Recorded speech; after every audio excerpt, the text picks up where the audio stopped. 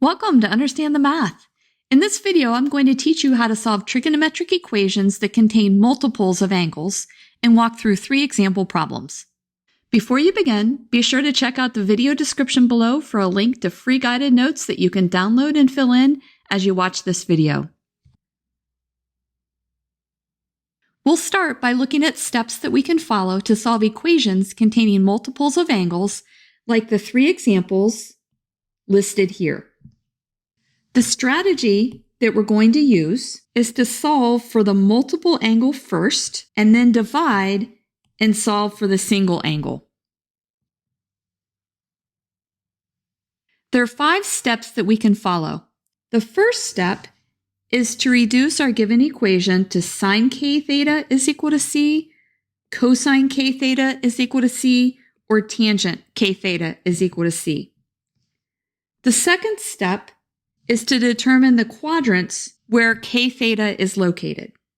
Our third step is to plot the value of sine k theta, cosine k theta, or tangent k theta on the unit circle. Our fourth step is to find k theta for k theta going between 0 and 2 pi. And our last step is to find all solutions for theta. We'll use reference angles to find k theta, and I've included this chart to help us find k theta in each quadrant.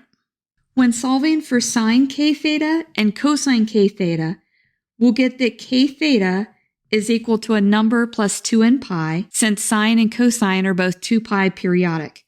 We'll then divide by k and be able to solve for theta. When solving for tangent k theta, we'll get that k theta is equal to a number plus n pi, since tangent is pi periodic. We'll then again divide by k and be able to find theta. Let's now walk through 3 example problems. For all 3, we're going to find all solutions of the given equation and then find solutions in the interval from 0 up to 2 pi. The first equation we'll solve is 2 sine 3 theta minus 1 is equal to 0. Our first step is to reduce this equation to sine 3 theta is equal to a constant. We'll start with 2 sine 3 theta minus 1 is equal to 0. We'll take the 1 over to the right-hand side. So we have 2 sine 3 theta is equal to 1. And if we divide each side of the equation by 2, we get sine 3 theta is equal to 1/2. Our solution is 3 theta is equal to the arc sine of 1/2. Since 1/2 is positive, 3 theta is going to be located in quadrant 1 and in quadrant 2, because those are the quadrants where sine is positive.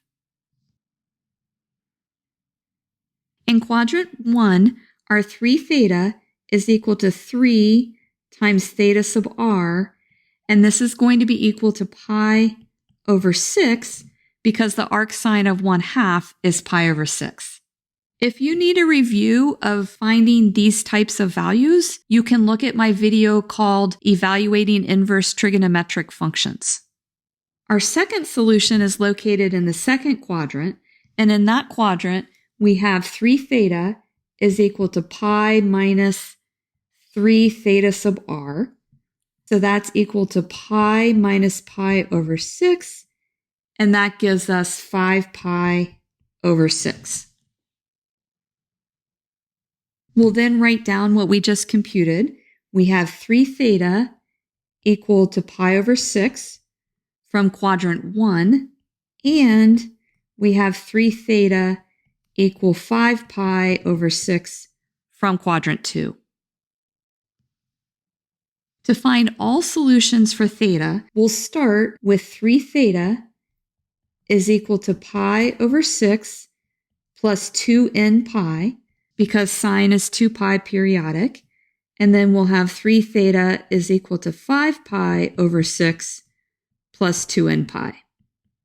We can then divide each of these equations by 3, and we'll get theta is equal to pi over 18 plus 2n pi over 3. And for our equation on the right, we'll get theta is equal to 5 pi over 18 plus 2n pi over 3. And our n is equal to 0, plus or minus 1, plus or minus 2, and so forth. Here comes the hard part. Since k is equal to 3, we're going to get 3 solutions from 0 to 2 pi for each value of theta. And that will give us a total of 6 solutions. We'll have solutions for n is equal to 0, for n is 1, and for n is equal to 2. For n is equal to 0, we get pi over 18, and we get 5 pi over 18. We'll mark these as n is equal to 0. When n is 1, we will get 13 pi over 18, and we will get 17 pi over 18. We'll mark these as n is 1. So you have to do a little bit of fraction arithmetic there. And then when n is 2, we're going to get 25 pi over 18.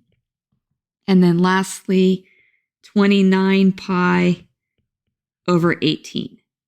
And that was for n is equal to 3. If you're finding this video helpful, please give it a thumbs up and consider subscribing to my channel.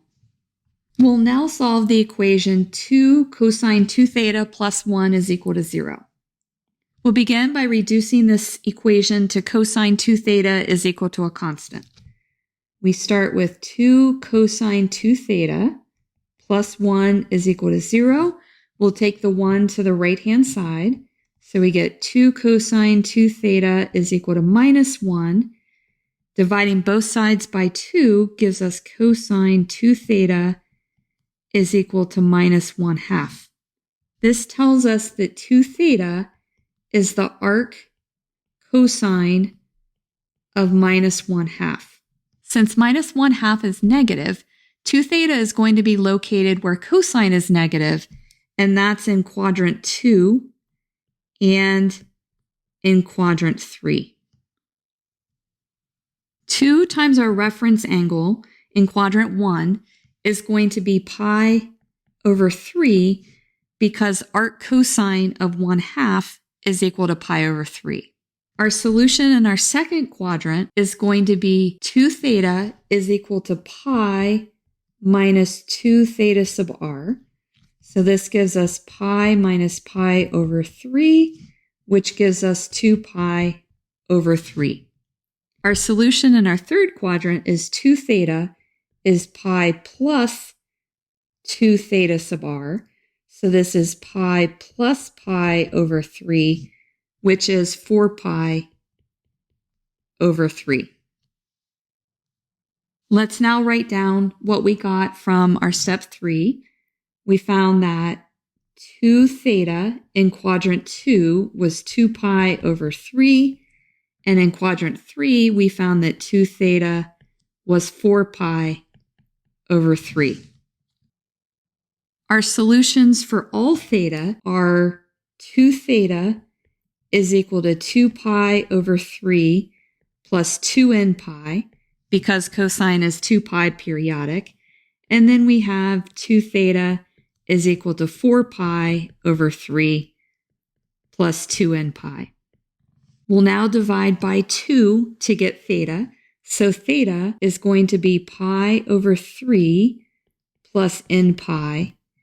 And then theta is going to be 2 pi over 3 plus n pi. And n is equal to 0 plus or minus 1 plus or minus 2. Since k is equal to 2, we're going to get 2 solutions for each value of theta for a total of 4 solutions. When n is equal to 0, we're going to get pi over 3 and 2 pi over 3. These are n is equal to 0. And then when n is equal to 1, we're going to get 4 pi over 3. And then 2 pi over 3 plus pi which is 5 pi over 3. And these are for n is equal to 1. The last example that we'll walk through is root 3 tangent theta divided by 2 minus 1 is equal to 0. Let's begin by reducing this to tangent theta is equal to a constant. So we have root 3 tangent theta divided by 2 minus 1 is 0. Take the 1 to the right-hand side. So we get root 3 tangent theta divided by 2 is equal to 1. Dividing each side by root 3 gives us tangent theta divided by 2 is equal to 1 over root 3. Let's remind ourselves that tangent of theta divided by 2 is equal to sine theta divided by 2 divided by cosine theta divided by 2. So we can think of this as 1/2 divided by root 3 over 2. And that will enable us to realize that our reference angle is going to be equal to pi over 6. Since our constant c is positive, our solution is going to lie in quadrant 1 and in quadrant 3. And we can remind ourselves that theta divided by 2 is going to be the arctan of 1 divided by root 3, which we just talked about being equal to pi over 6. In quadrant 1, theta divided by 2 is equal to our theta sub r divided by 2, and it's equal to pi over 6.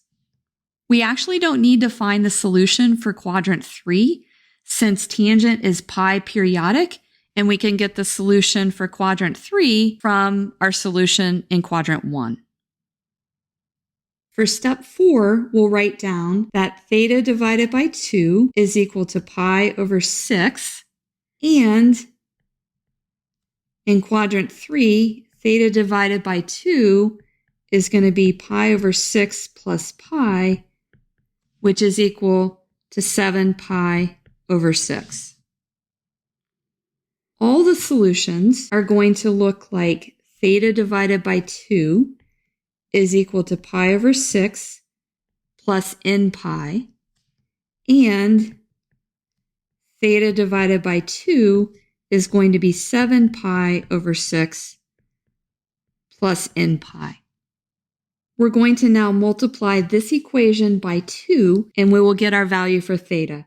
So theta is going to be pi over 3 plus 2n pi.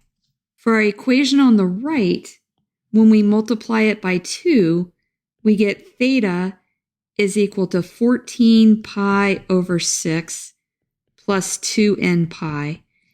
And we notice that 14 pi over 6 is greater than 2 pi, so we don't have to worry about that solution. It's included in this solution here when we add 2n pi. For completeness, let's write down that n is 0, plus or minus 1, plus or minus 2, and other values. From 0 up to 2 pi, theta is equal to pi over 3. If k was equal to 1, we would get one solution for quadrant 1 and one solution for quadrant 3. But since k is 1/2, we're only going to get one solution, and it corresponds to n is equal to 0. The next video in this series is on using factoring to solve trigonometric equations.